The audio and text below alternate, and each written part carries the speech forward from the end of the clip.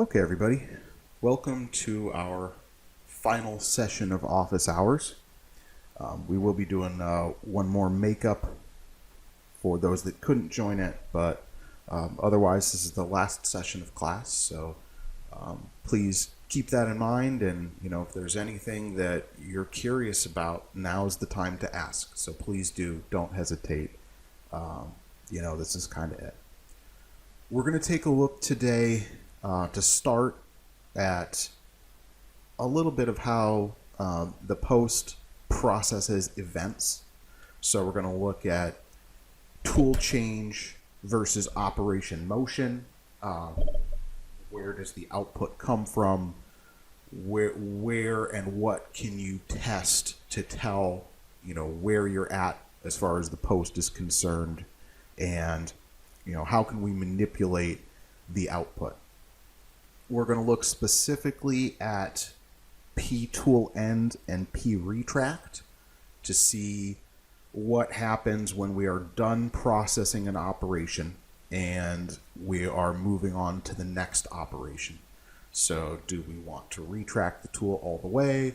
Do we just want to move up to the Z clearance plane and then just continue cutting? Are we going to shut off a function because something changed?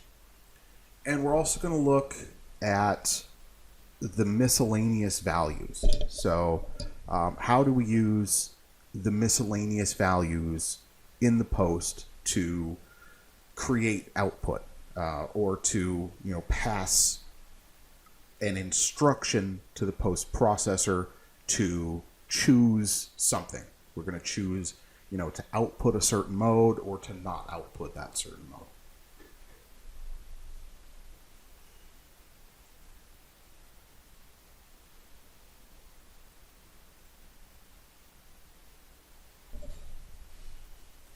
Okay, so let's get started. We've been working with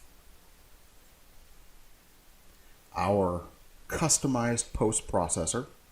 This is for the OKK machine, and we just took the generic MP master post and started modifying it. We go take a look at that post.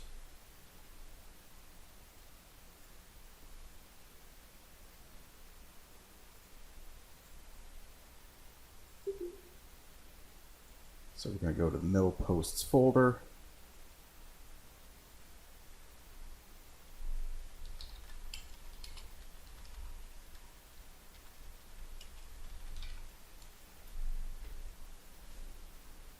Okay, and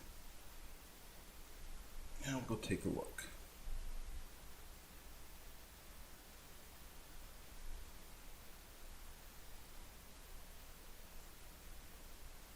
So using this post gives us some advantages over the generic Fanuc posts that come from, say, CNC software. In-house solutions basically took the generic post from CNC software and added a bunch of functionality that is controlled by switches. So you can turn stuff on and turn stuff off. At the top of the post, we have the post header, which is different from P header. The post header describes information about the post. Post name, product, machine name, control name, who wrote it, what does it support. This one supports 4-axis and axis substitution. It does not support 5-axis. It does support subprograms. As we go down through the revision log, somebody has added a comment on all of these different dates, and we typically list the comments in chronological order, about what kind of change they made to the post. I recommend you do something similar. Add additional comments down at the end when you make a change so you can kind of track what has been done. The next section is generally pretty important. Features. And these are all comments that are put in there for whoever is editing the post to describe the functionality that has been created for the miscellaneous values. all operations in Mastercam, if I open up a contour operation, for example, all operations have a set of parameters that are available to the post writer. And these parameters are called miscellaneous values. We have 10 integers and we have 10 real numbers, which gives us 20 different switches in total that we can use to control or pass information or instructions to the post processor. If we look at the list of integers, now remember, this is all stock from MP Master. We have not yet made an edit to the miscellaneous integers and real numbers. We've done a drill cycle, but we haven't done these yet. So what do we have that exists by default? One of the limits that we have in this setup from Mastercam is the length of the string that can be displayed. So you only get somewhere around 30 characters. It's like 30, 34 characters to be able to pass information to the user. What does this function control? If we look at miscellaneous integer number 2, it says abs/inc, top level, 0 equals abs, 1 equals inc. If we go and we look in the top of the post,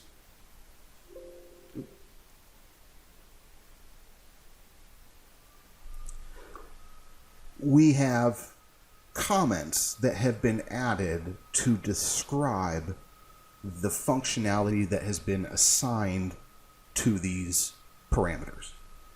Who controls that? You do as the post writer. But one of the things you need to be aware of when you start making edits is what has already been used, what has already been done. And just because somebody puts a bunch of comment strings at the top of the post doesn't necessarily mean that that function is used. So one of the first things that I do when I'm looking at something like a miscellaneous value, MI2, for example, which corresponds to this miscellaneous integer.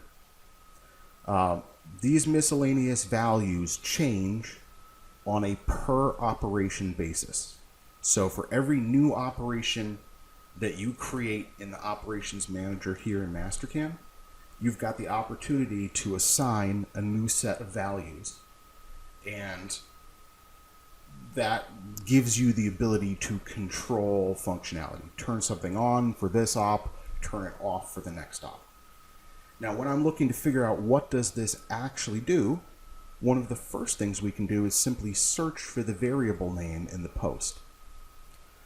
All of the miscellaneous values, which is the miscellaneous integers and the miscellaneous real numbers, have a predefined variable that corresponds to a variable in MP that holds the value. Where do they get the values? They get the values from the NCI. So for every operation that is written to the NCI file, the ASCII NCI file, when we are ready to go post, these values get assigned their value. Those variables get their value in the NCI file. We have MI 1 through 10 $. So miscellaneous integer number 1, miscellaneous integer number 2, miscellaneous integer number 3, all the way up to miscellaneous integer number 10. We also have a set of real values, and real values just means that it is a decimal number. Okay, so the integer values are just that. They are integers, whole numbers, and they can be negative. So 0, 1, 2, 3, minus 1, minus 2, minus 3 for the MI values. And the MR values, the miscellaneous reals, can hold whatever decimal number you want. So we get up to 10 values for both the integers and the real numbers. Now, because we have these predefined values, that means the name of the variable is consistent. mi1 $sign will have the same name no matter what post you're using. So one of the first things we can do, here's mi2 for example, search for the variable name. So mi2, in this case, I'm going to add the $sign because I know that the variable has to have the $sign when used in the post in the logic, so I don't want to find a comment that may just be mi2. I want to find the actual occurrence in the post of the variable. So I type in the characters and I hit find next. And here you can see position calculations, and it says generally these do not need to be modified. Okay. But then right here we have a post block. I can tell it's a post block definition because it starts in the first column, called pmiscint. Now, your post may not have a pmiscint because it's an older post processor.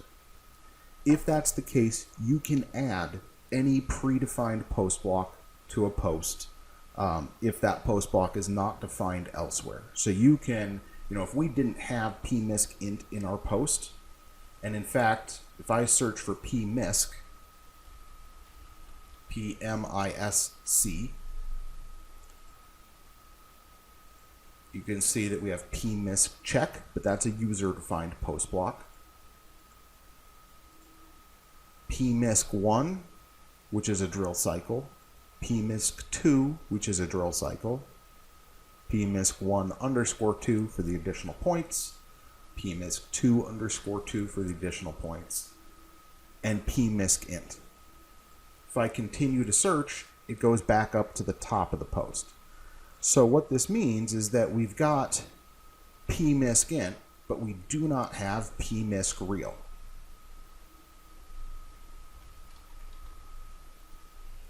And pmiscreal is another predefined post block that we can use to capture the miscellaneous real values at the 10-11 line. So one of the things that's important to know is that these miscellaneous integers and miscellaneous real numbers do not necessarily have to be captured here. This is a post block, if it exists in your post, that gets called at the very start of the operation. And typically, the reason we would use the miscint or the miscreal post blocks is to save current values. And typically, we save those current values so that we can compare them on the next operation that comes up. Especially with things like multi-passes or depth cuts, it's often possible for the predefined variable number to get overwritten or set back to 0. In other words, we're reading ahead to the next operation. The previous operation was maybe 3, the next operation is 0, and so you test the value and all of a sudden it's 0 when you expected it to be 3. So we have this, pmiscint and pmiscreal post block. And you can see that here we have a formula line that starts with if. So what's our condition? We only have a single if condition, and it reads like if the value of the sub-level variable is less than or equal to 0, then do whatever is to the right of the comma. And in this case, we are setting the value of absinc, which is another predefined variable, equal to the value of mi2. So absinc is a predefined variable in MP that acts as a flag. And a flag is just a variable that indicates the current state of some type of function. In this case, the function is absolute output or incremental output. So at the machine level, in the G code, we're talking, are we outputting G90 for absolute coordinates, or are we outputting G91 for incremental coordinates? How do we want the tool to move? Do we want it to move based on some work offset origin, or do we want it to move based on its current position? So that's where we are reading the value of MI2. If I search for MI2 again,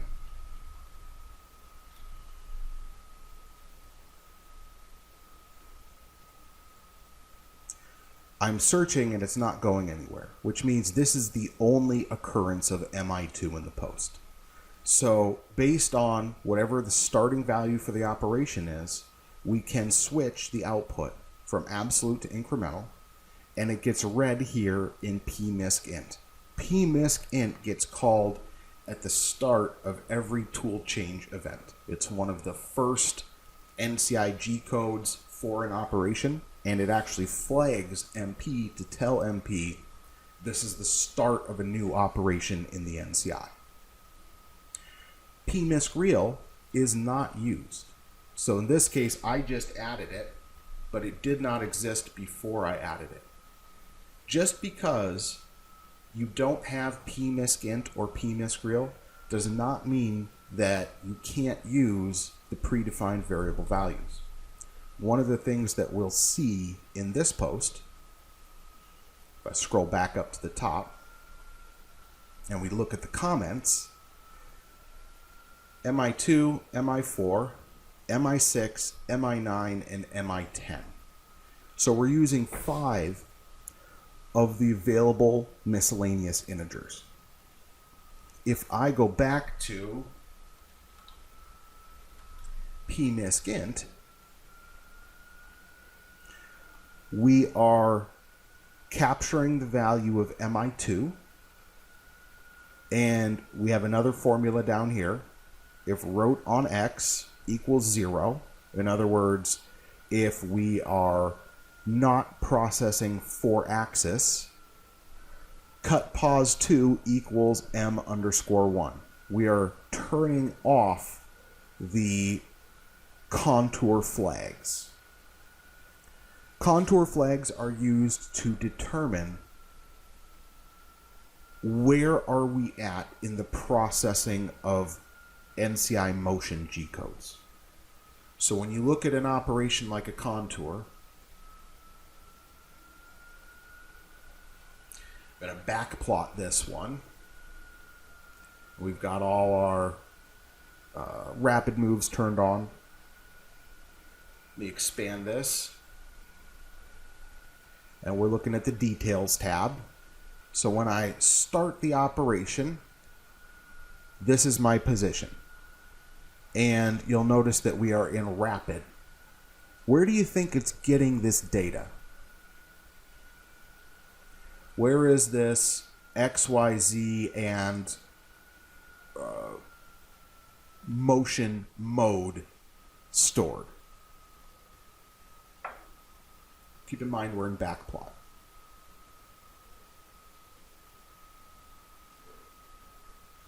Anybody got a guess? So Nick is right.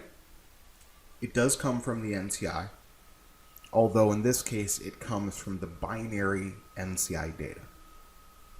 So this operation, contour operation number 2, is stored in the Mastercam intermediate format as binary data. It's really compact. And there's, the backplot interpreter that goes in and gets the data and shows us each of these toolpath positions. Now, as we're moving through this motion, I'm going to step forward. So there's the plunge move. We're plunging from our clearance plane to what is the start of our entry. Oh, well, actually, we plunge to the retract, then we plunge down to the start. Here, we are beginning the entry motion. So this is our lead-in move. Now we're cutting motion. This would be known as in the cut. In other words, our tool has already done its entry, and now we are processing a chain of something, right? It depends on whether we're doing a surface machining motion or whether we're doing a contour or what type of toolpath. But we're essentially in the cut here. There's really no way to distinguish what comes next other than looking at the contour flags to see if the next move is going to be an exit move or not. So we had this entry motion, we have in the cut, and then we finally get towards the end of the toolpath, and now we're exiting. So this is actually flagged as part of the contour flags to tell us what type of motion are we processing. Are we in the cut? Are we at the beginning of the cut? Are we at the end of the cut? Or are we on the last move of the contour? So this would basically be the last move of the contour, and then we're going to do our retract motion back up to the clearance plane.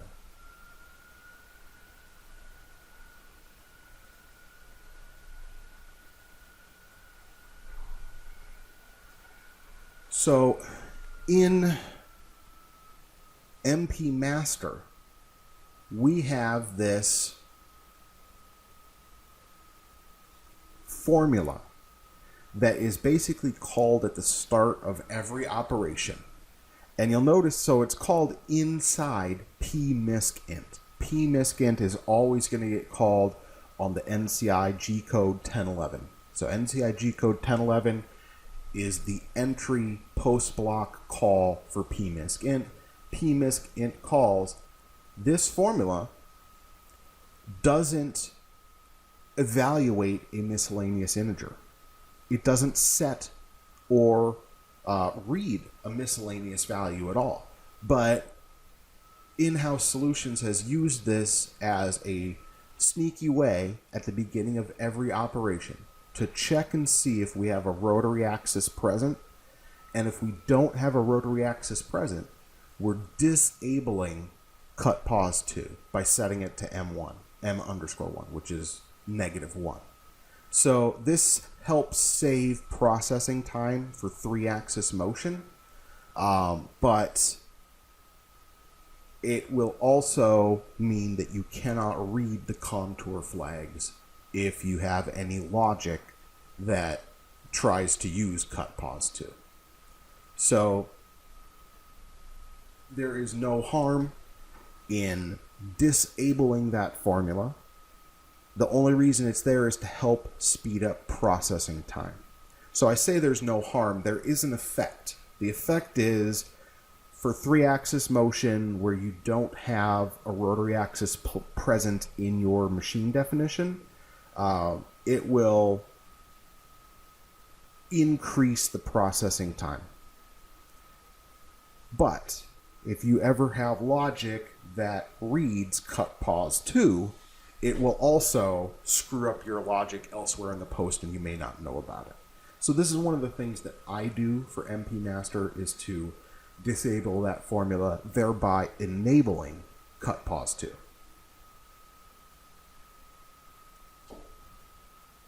Then we have a switch. This variable, or I should say better, then we have a flag variable. Safe_index equals MI4.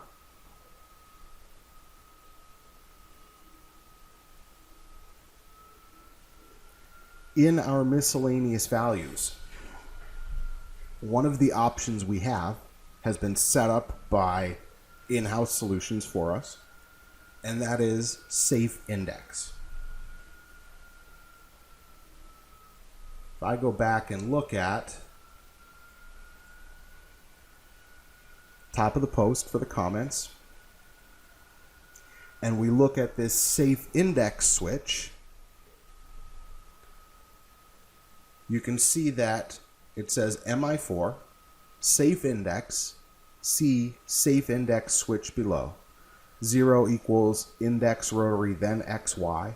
1 equals index rotary with XY. So the default is to output the rotation first and then to move XY.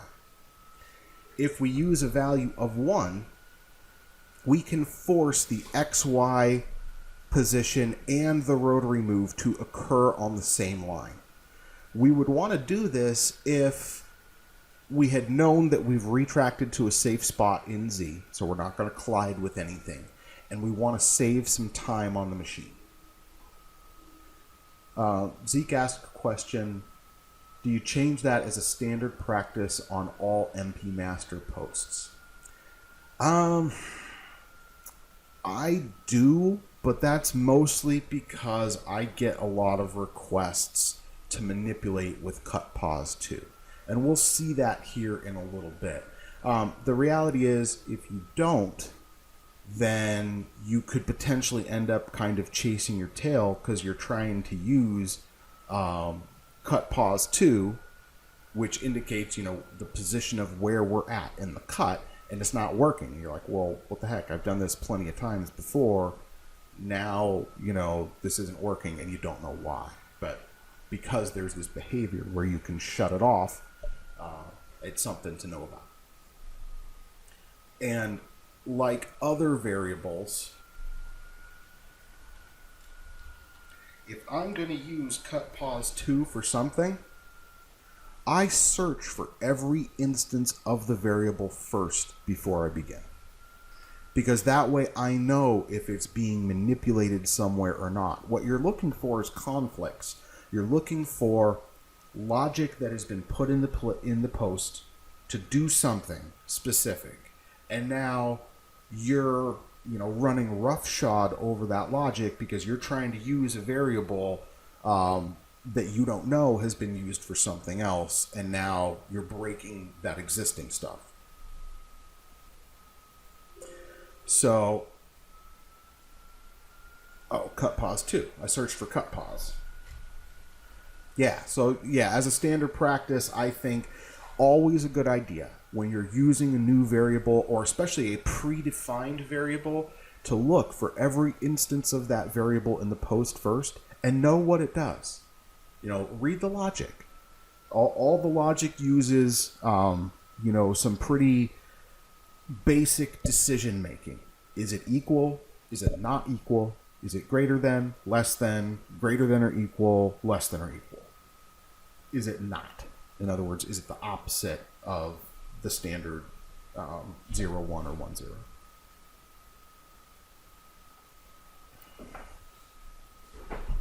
So, cut pause 2. You can see it's used here. And at the end of P inc calc, PE inc calc. So we have PS C inc calc, incremental calculations, start rotary.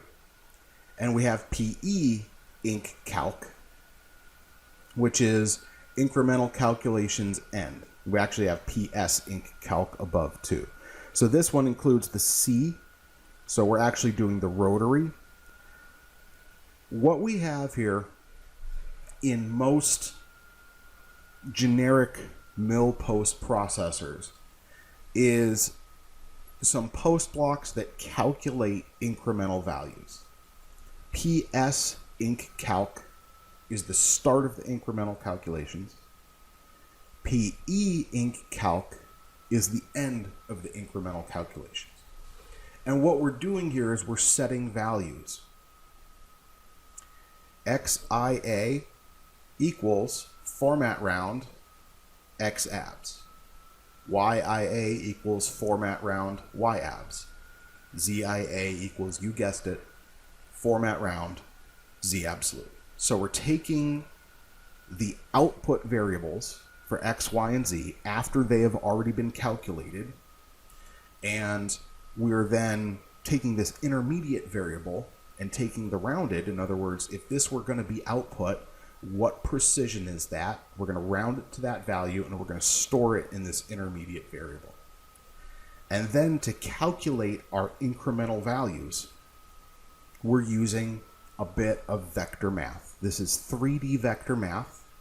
So we are going to set x inc, y inc, and z inc to the value of the current value of xia minus the previous value of xia, the current value of yia minus previous yia, and the same for z. So one of the things that's a little interesting about these 3D math functions is they use an array of variables. X inc is the start of a 3-variable array because we have xia created in order, xia, yia, zia. We also have previous xia, previous yia, and previous zia listed in order. The lists of variables inside MP are everything. You must maintain the order of the variable list. That is one of the most critical things about creating and using variables, is knowing what variables are part of an array and what variables are not part of an array. If we go up to the variables up here, all of these variables here in this string select are part of an array. They're an array that is used by the string select function.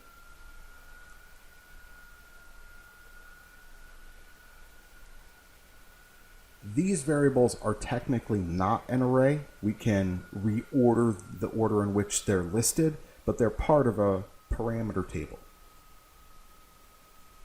Then we come into something like this, miscellaneous strings. Each of these strings is used for something, maybe or maybe not. I mean, we can always define a new variable that's not actually used, but these don't need to be listed in any particular order. I can take s/ and I can move it underneath s dot without breaking any logic in the post. I just happen to know that because I know these are the miscellaneous strings, and this is the section where we define new strings that are not part of an array.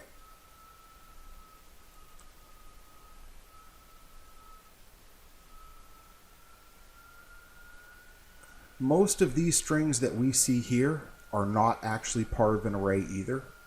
Yeah, these are all just individual strings.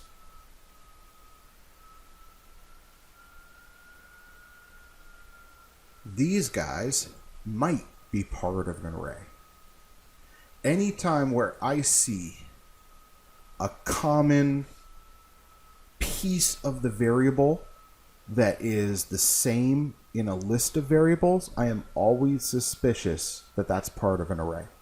Last underscore op ID, last underscore cut type, last underscore rotary axis.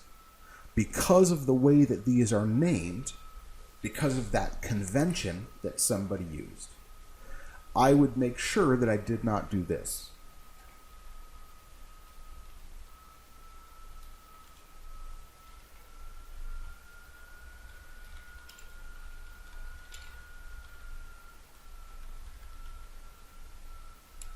Now, besides the fact that the variable name is ridiculously long and kind of insulting, the important point here is that I'm breaking the array.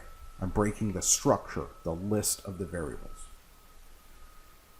Now up here, these are listed under a heading that says misc variables.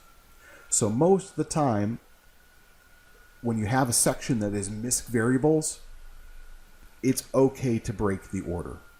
These are probably used somewhere for something, but they are probably not used in an ordered list, in an array. So we can, insert a new variable if we needed it.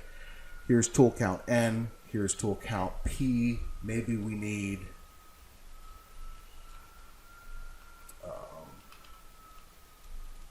another variable. I would be okay breaking that list. Good question. How would you go about searching for use of variables in an ordered array, ordered list? I would search by searching for the particular math functions that work on an array of variables. So there are a couple of them. If we go back to the documentation, you can see using formulas is the start of formulas, vectors, and arrays. So there's a chapter here, and by the way, I'm in the new post documentation, and this is the introduction to Mastercam posts. This formula section talks about creating different formulas, simple assignment, operator assignment, formula assignment. Goes down to talk about making decisions with Boolean logic. So one of the things that's fairly, so there are a couple of things. We look for naming conventions to help us identify an ordered list of variables. So that's where we're searching the variable lists themselves. Whenever we find an ordered list like that, we always want to search for the first variable in the list, because all of the array and matrix functions always use the first variable in the list. There's one, I guess, read parameter function, rpar, rpar-s-param, that can read in the middle of a list. You can give it the starting and ending index, but that's kind of an outlier. So you always search for the first variable in the ordered list, because what we're going to find is that it is used as part of a math function. So here we've got v3 underscore x2. I'll just blow it up here big. Equals vector equate. And then, it's actually saying this is not a legal formula. So here's the correct use of the formula, because we're using two different functions. First, we're using vector scale. So we're taking a vector and we're scaling it, typically based on the length of the vector, so that we can get a vector that is exactly 1 unit long, whether that's 1 inch or 1 millimeter. And you'll see v3 underscore x1 equals vector scale. We're scaling it by a real value, so this is a number, and then we're using the first variable in the list. This happens to be a list of 3 values. So all of the vector math uses 3 numbers. We're taking 3 numbers, we're scaling it by a scale factor, and we're writing it to 3 other numbers. This is actually scaling itself. So we're going to take the vector, which is a list of 3 values, v3 underscore x1, this guy right here. This happens to be a bad example because everything's already just 1, but we're going to scale this vector by a scale formula here, and we're going to return it back to these 3 variables. But what I was getting to here, it's got the Boolean formula, making decision stuff.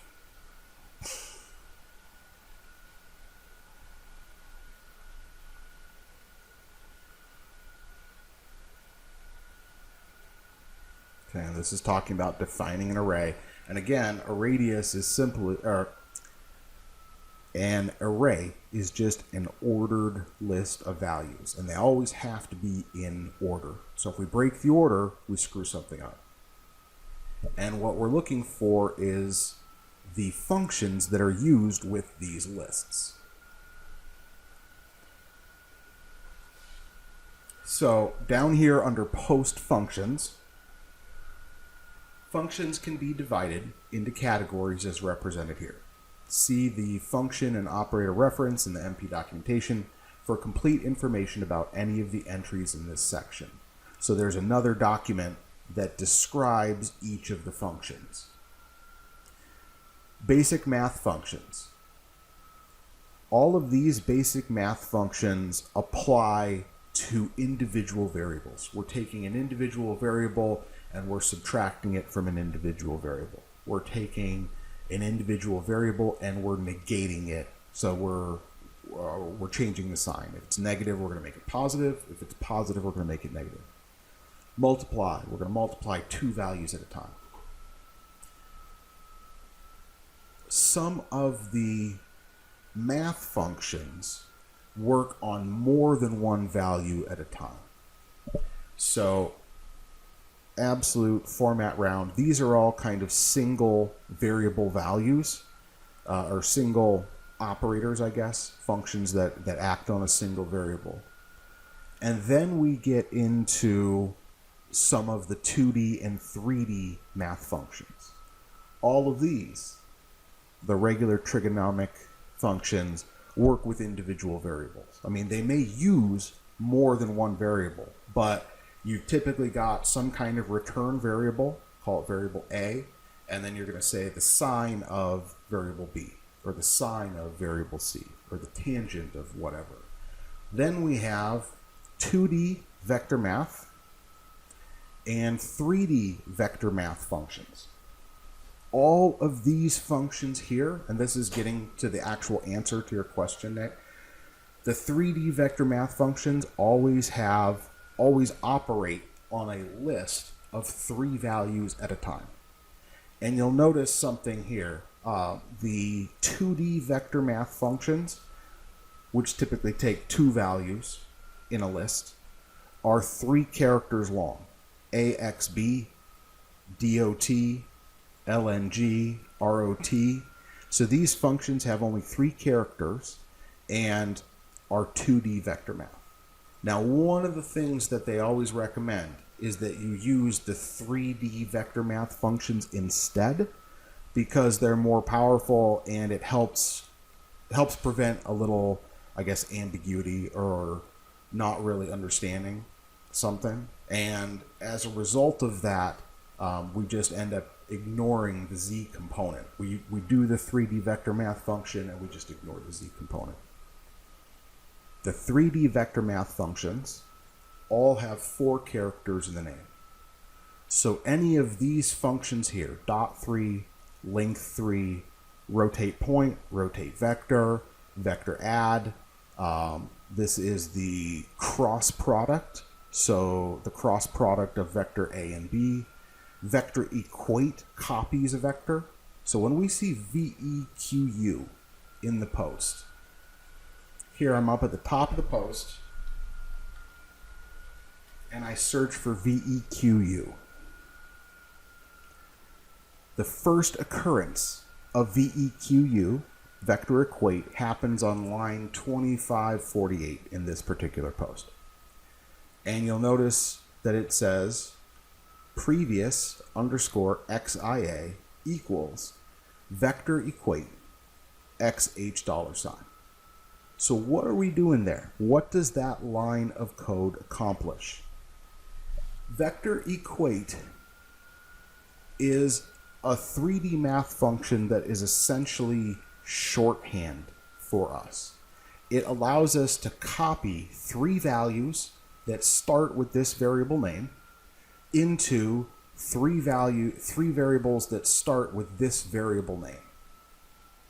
So this is the equivalent of doing this.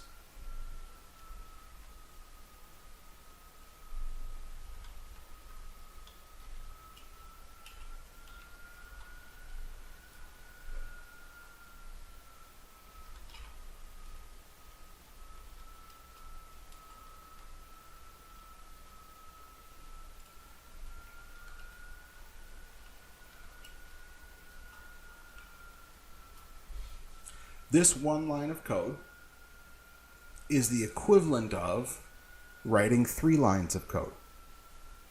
Previous XIA equals X home. Previous YIA equals Y home. Previous ZIA equals Z home. What is VSCA? Zeke asks. Vector scale.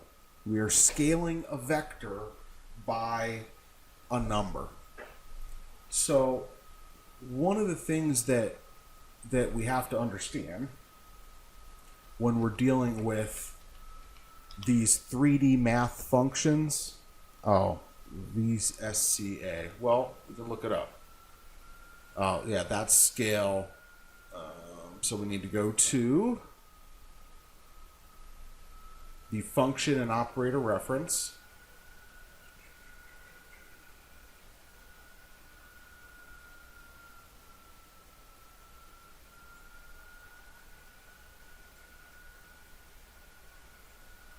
I think that name has changed. It should be functions and declarations. And we go look for Vsca.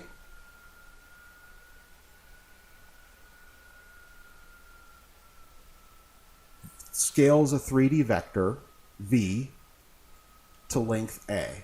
So here you can see, here's the form of the function. Return vector scale x, comma, V. So we have a variable here, which is the scaling factor, and then the V here is the vector to be scaled.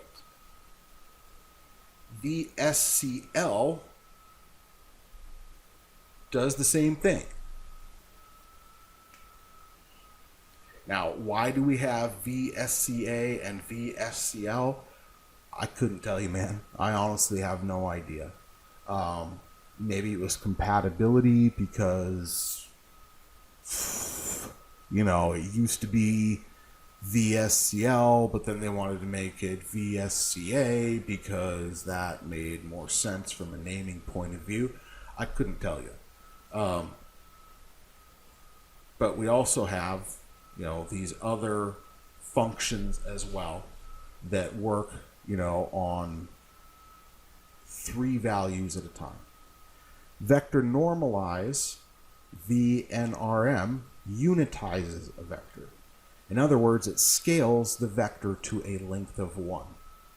There are a bunch of 3D math functions that we can use to calculate all these values. And we actually go and look through a bunch of the 3D vector math and the matrix math functions in my next class, which is the 5-axis multitasking, or not multitasking, 5-axis class, basically. Now, these all work on 3 values at a time. If we go and look in our post,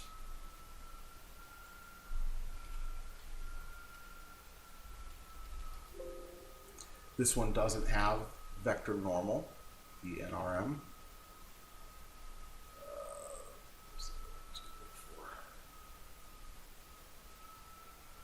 Rotate P.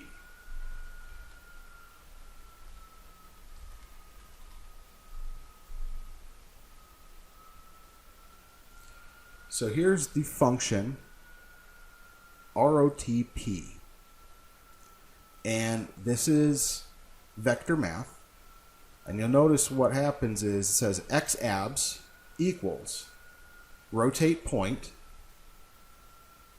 We're going to rotate the vector that starts with $x, so it's $x, $y, $z, and we're going to rotate it by the csave value. Now, we are rotating a point around a vector. And that vector, so if we go look at rotate P in the documentation,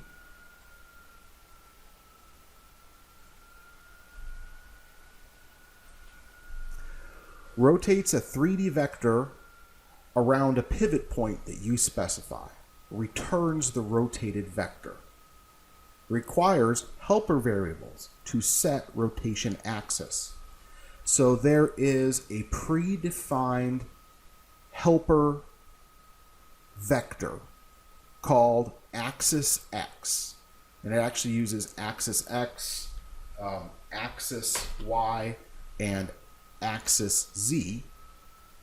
So whenever we're working with this vector, we're typically using axis x, because we're using a 3D math function to set the orientation of this vector. Are we rotating about x? If we're rotating about x, what is that vector?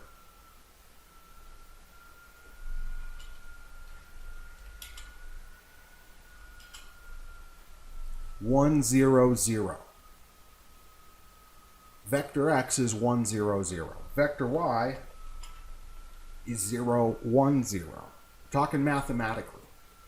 And vector z is 0, 0, 1. So if we have a 1-inch long vector where the components of the endpoint for x is 0, the component of the endpoint for y is 0, and the z value is 1, that's a 1-inch long line sticking straight up in z. If it's 0, 1, 0, we have a 1-inch long line that has no x component. We have a 1-inch long line that has no z component. And the 1-inch value is in y. So we're rotating about the y-axis. And that's the same thing for 1, 0, 0. That's a vector that lies along x. The rotate point function uses two helper values. It uses the vector axis x, axis y, axis z, and it uses the pivot point, pt fixx, pt fixy, and pt fixz $. So this can be used mathematically to rotate any given point around a vector at any given location by assigning the vector and the pivot point before we do the rotation. Very powerful math function. Okay, we have rotate point and we have rotate vector. Same basic concept. The rotate point, however, gives us the additional ability to fix a pivot point. Rotate vector always rotates around 0. That's the difference between those two. So again, we can look for these advanced math functions. Now, in general, in the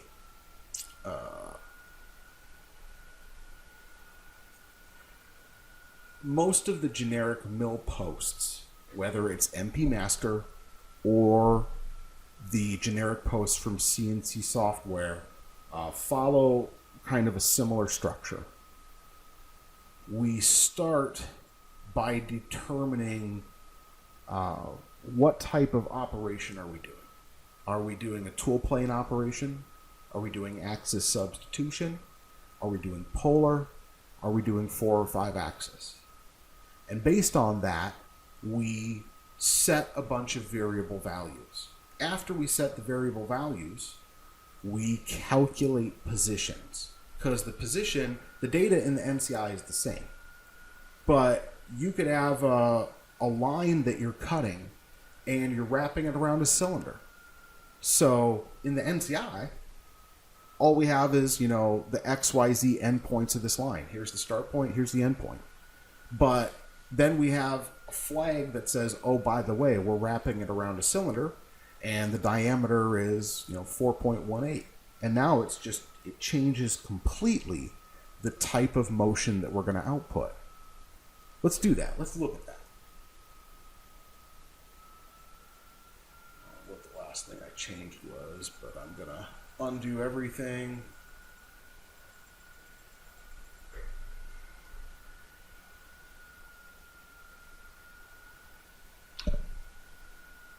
Undo everything, we'll save it. We've got this contour.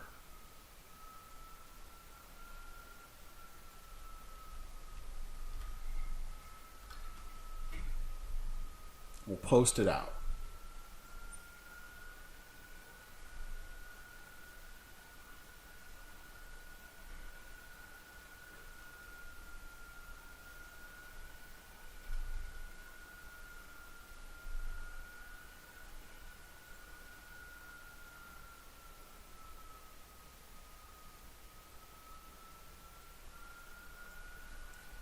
That contour that we cut is this motion right here. We go to this X, Y position, We go to this Z position to start. We plunge down in Z. We feed down to the location, and then we cut a contour. And at the end of the contour, we wrap it back up to the start position, and then we turn everything off. So all the stuff that we had on before, this is all coolant codes, gets turned off at the end. Now,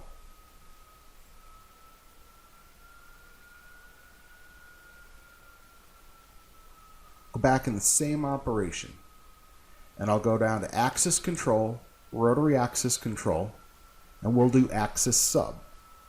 And what we're going to do here is take all of the y-axis motion, we're going to substitute it. We're going to wrap it around a diameter of 4.892132 inches. The unroll switch means the geometry itself is already wrapped around the cylinder, and we just want to follow that geometry that's already wrapped. If it is flat geometry, like our geometry here, then we don't want to do that. And changing that one little switch. Now keep in mind this wasn't at the origin either, so I would want to make that change. I'll do that just to make it better here. Let's see, where did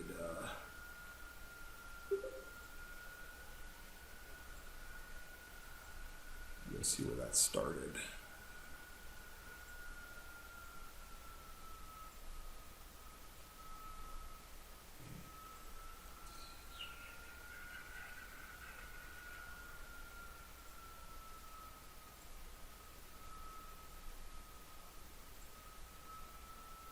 Oh, that's right, we broke this thing. Okay, so I'm going to do, just because it makes it cleaner,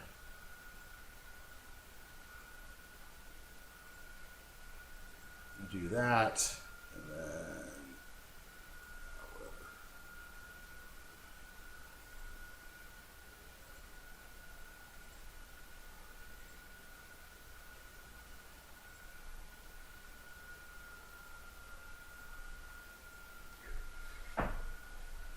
Okay. And just going to adjust the depth here a little bit, just to make it visually appear nicer. So we'll go back here, axis combo, rotary axis control, axis sub, 4.89, and we're going to wrap it.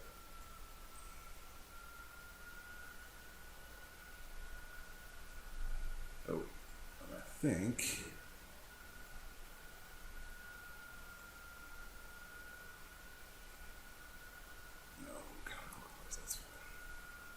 so all we did was we turned on a switch and we set a rotary diameter, right? We turned it from no rotation to axis sub, and we told it what we want that diameter to be. And if we repost it,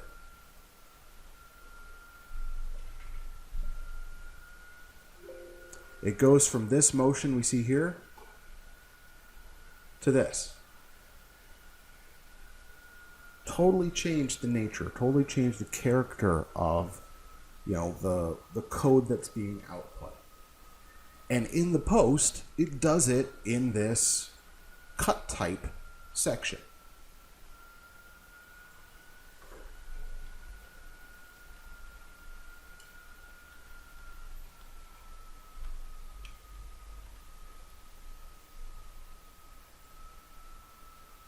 So after we determine the cut type, we check to make sure that, if we're rotating, that the plane is correct.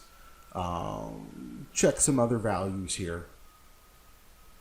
And then we end up calculating the feed rates that we're going to use and the motion setup. And eventually we call PXYZ Cout, which maps our coordinates. So first we check and see, are we rotating? All of that code executing depends on this if condition being true. If rot on X. Rot on X is the switch that says we have a rotary axis present. If that's not turned on, we execute this code here. This is basically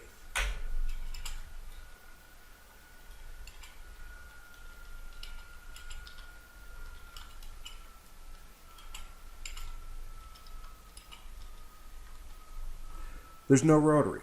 So calculate 3-axis values, right? What does this do? Vector equate. It sets 3 values.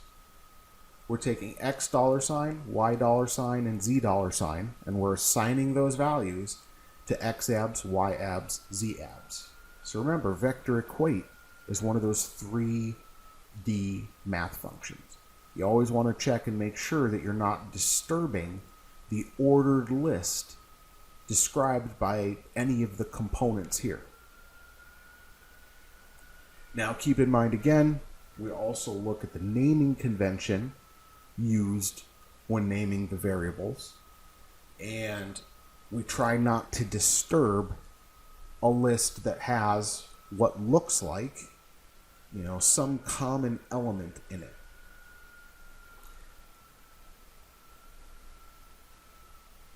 Typically something like this: X-abs, Y-abs, Z-abs. We don't want to disturb the order of this list here. X inc, Y inc, Z inc. We don't want to disturb that order. Same with I out, J out, and K out. Now, you'll see some stuff in here that is actually in an ordered list, but there's no direct indication that it's in an ordered list. This is a dangerous one.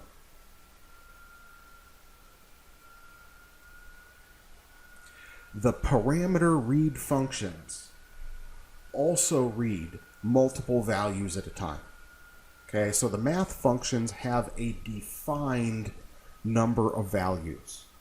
Vector functions work on 3 values at a time. We're going to copy or subtract or do whatever from these 3 values to these 3 values. The matrix functions, let me come back to this.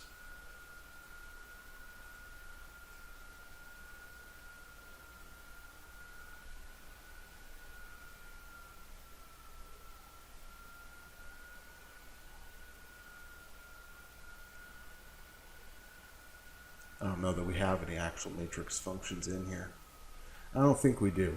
But matrix functions are essentially combining 3 vector functions at once.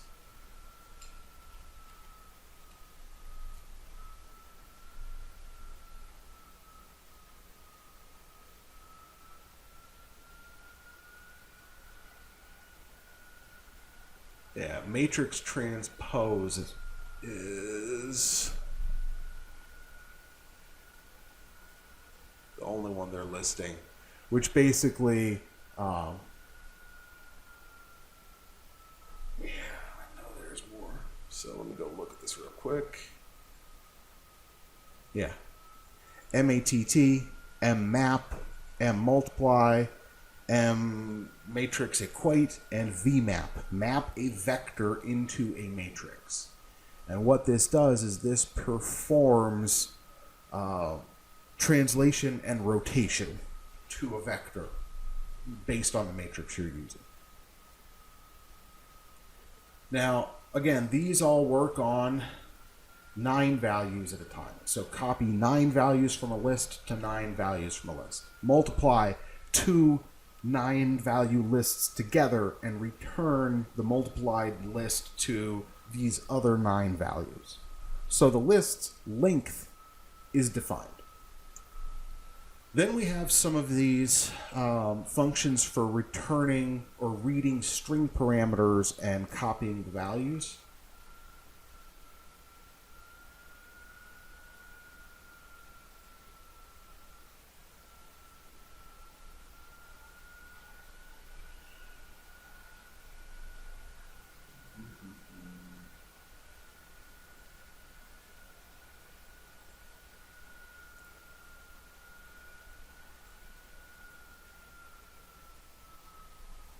Now there used to be good section that describes, working with tool and operation parameters. That's it.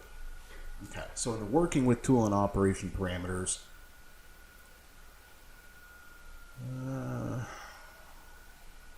info.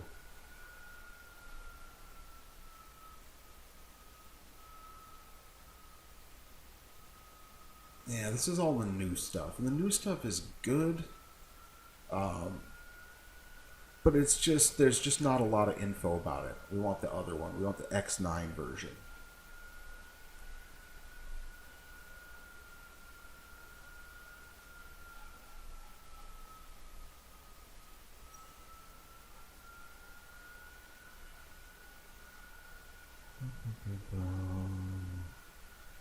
Table.